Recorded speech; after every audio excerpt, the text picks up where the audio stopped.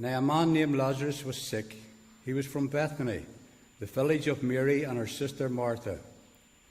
This Mary, whose brother Lazarus now lay sick, was the same one who poured perfume on the Lord and wiped his feet with her hair.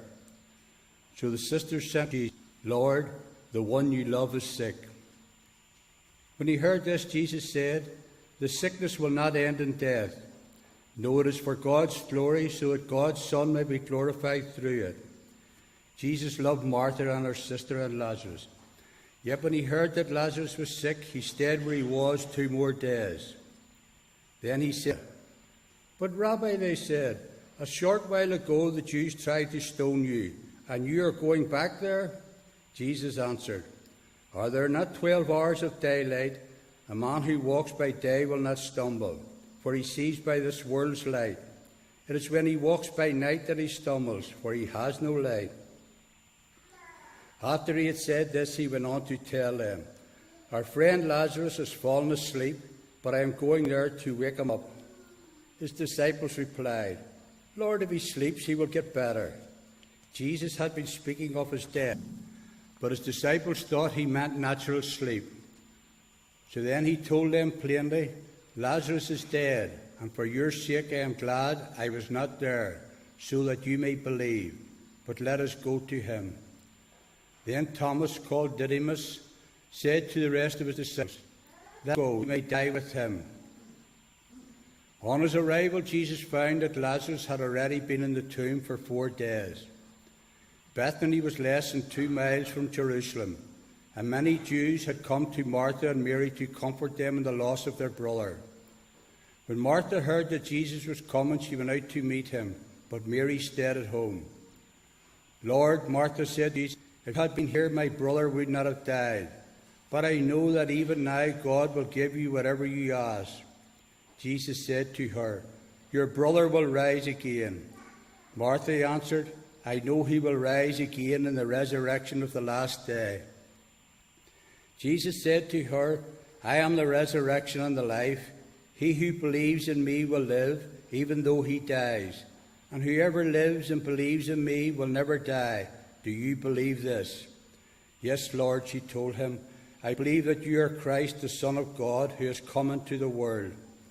And after she had said this, she went back and called her sister Mary aside. The teacher is here, she said, and is asking for you. When Mary heard this, she got up quickly and went to him. Now Jesus had not yet entered the village, but was still at the place where men who had been with Mary in the house comforting her noticed how quickly she got up and went out.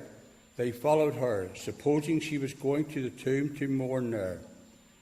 When Mary reached the place where Jesus was and saw him, she fell at his feet and said, Lord, if you had been here, my brother would not have died. When Jesus saw her weeping, and the Jews who had come along with her also weeping, he was deeply moved in spirit and troubled. Where have you laid him? He asked. Come and see, Lord, they replied. Jesus wept. Then the Jews said, See how he loved him. But some of them said, Could not he who opened the eyes of the blind man have kept this man from dying? Jesus, once more deeply moved, came to the tomb. It was a cave with a stone laid across the entrance. Take away the stone, he said.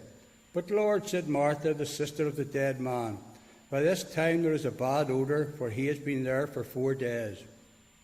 Then Jesus said, Did I not tell you that if you believed, you would see this glory of God? So they took away the stone. Then Jesus looked up and said, Father, I thank you that you have heard me.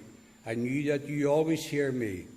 But I said this for the benefit of standing here, that they may believe that you sent me. When he had said this, Jesus called in a loud voice, Lazarus, come out. The dead man came out, his hands and feet wrapped with strips of linen and a cloth around his face. Jesus said to them, Take off the grave clothes. In John's Gospel, John uses signs as a method of collating his Gospel and putting it together. And in John's Gospel, the word for Jesus' miracles are called signs. And whereas in the other Gospels, they're called miracles or signs and wonders. And there is a distinction between the three in terms of Greek words. And so the word for signs is prominent throughout John's when he talks about Jesus' works of wonder and miracle. And the reason he uses the word signs are because they're pointing to who Jesus is. So there's signs of action, and then there's signs of word. So word signs are I am sayings, and then there's 7 signs, which are 7 miraculous signs. And they begin in chapter 2 of John. You got the water into wine, the healing of the official son, the healing of the paralytic at the pool in John 5, the feeding of the 5,000, walking on water, a man born blind, and then we come to the final sign, which is the raising of Lazarus. And so Lazarus is the 7th sign, if you like, in the book of John. And then we move then into Jesus and his Passion Week and also his death and resurrection. And so in Lent, at this time in Lent, we're normally building up to the Passion of Christ. And next Sunday is going to be Palm Sunday, and then you're into Holy Week. And usually you look at Lazarus at this time. If it's just a trailer of what's about to come, but it's revealing something about who Jesus is. The Lazarus sign is important in that it shows us, as it says in John 11 and 25, that Jesus himself declares himself to be, I am the resurrection and the life.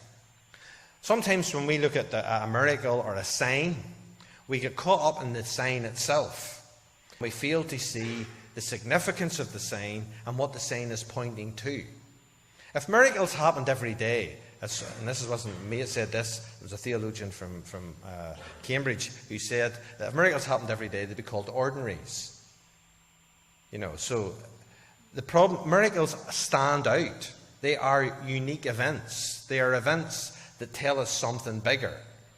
And they are signs that point to the identity of Jesus and also for us to work out our faith. And so we come to the Lazarus story, and let's just have a quick recap. Lazarus was the brother of Mary and Martha that you know and you learned in Sunday school, and they live in Bethany, which is just a couple of miles outside Jerusalem.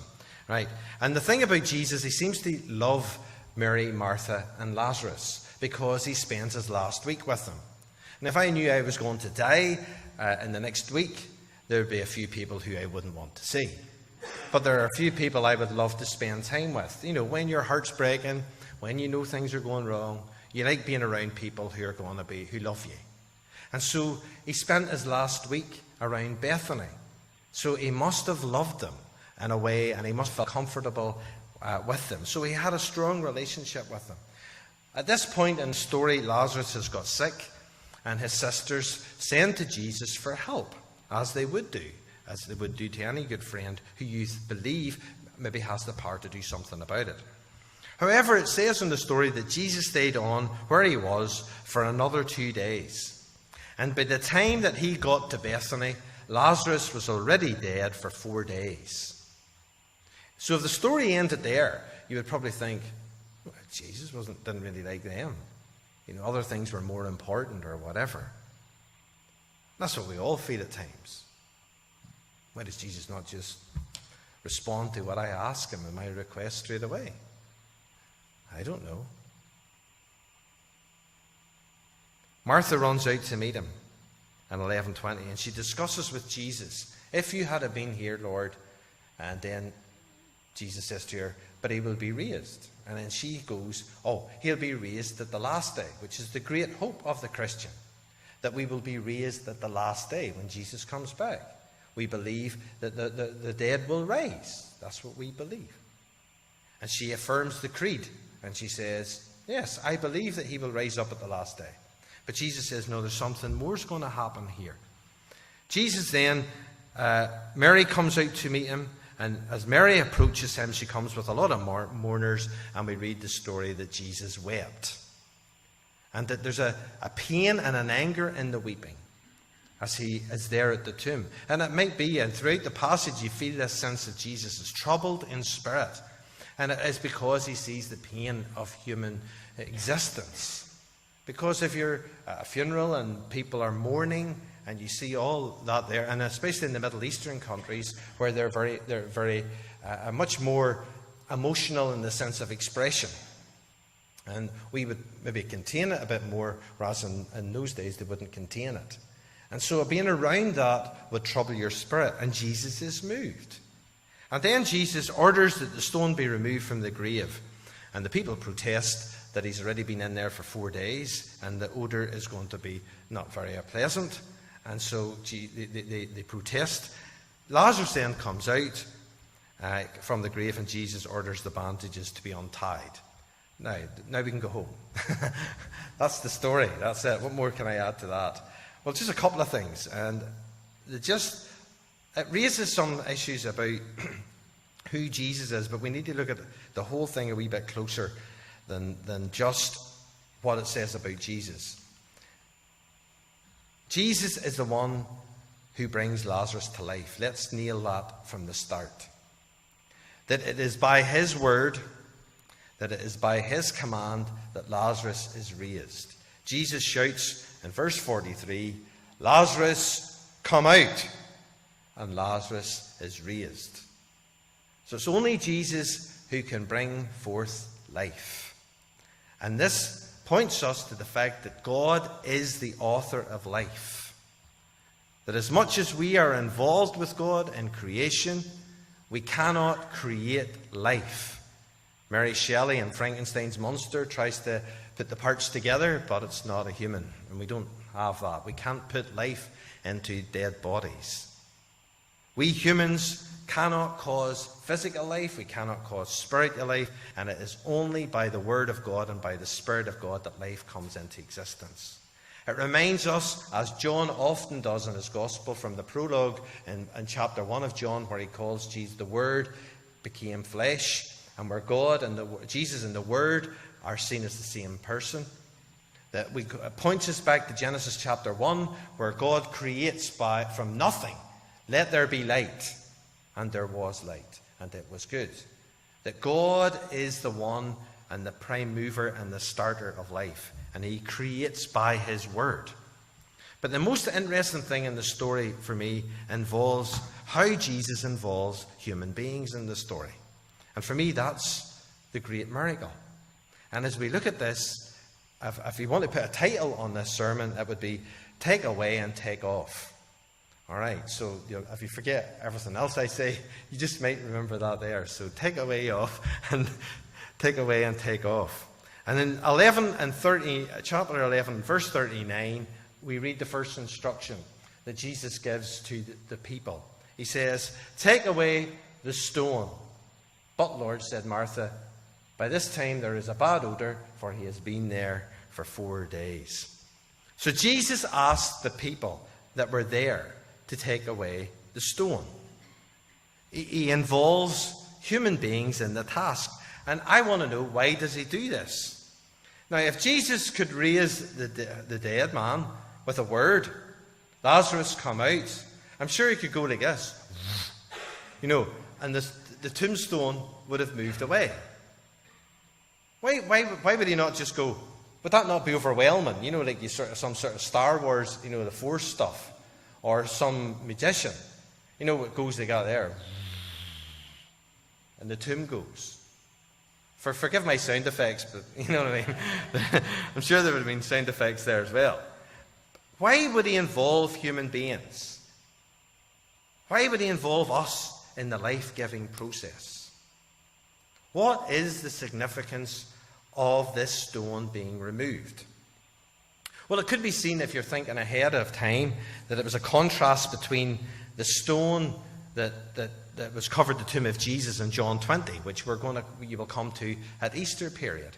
And in that occasion, it is only the angels who removed the stone. And so maybe John, in his writing, is trying to say, show the significance of the death of Lazarus and Jesus, and by comparison, because Lazarus still died. All right, he's not still walking around. Well, not to my knowledge, not to anybody else's, but Lazarus is dead. So Lazarus was raised again to die.